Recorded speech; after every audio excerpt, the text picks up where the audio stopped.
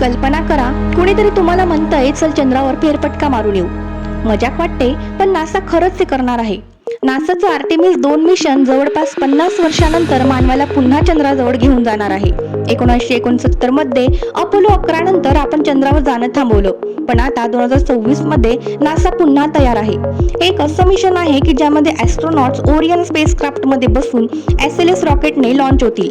ते चंद्रावर उतरणार नाहीत, पण त्याभोवती एक भन्नाट फेरी मारतील. या मिशन मध्ये 4 ॲस्ट्रोनॉट्स आहेत, ज्यामध्ये क्रिस्टिना कोच ही चंद्राजवळ जाणारी पहिली महिला ठरणार आहे.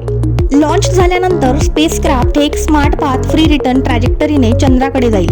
म्हणजेच काही प्रॉब्लेम आला तरी सेफ परत येऊ शकतो. हा प्रवास साधारण 10 दिवसांचा असेल, ज्यामध्ये एक्सपेरिमेंट्स आणि टेस्टिंग होणार आहेत. आता महत्त्वाचं, हे मिशन म्हणजे एक रिहर्सल आहे, ज्यामध्ये आर्टेमिस 3 साठी जिथे मानव पुन्हा चंद्रावर पाऊल ठेवणार आहे. आणि नासाचा फायनल गोल काय असणार तर चंद्र नाही तर थेट मंगळ. म्हणजे आज चंद्र तर उद्या मंगळ. तुम्हाला चान्स मिळाला तर तुम्ही चंद्रावर जाल का? कमेंटमध्ये नक्की सांगा.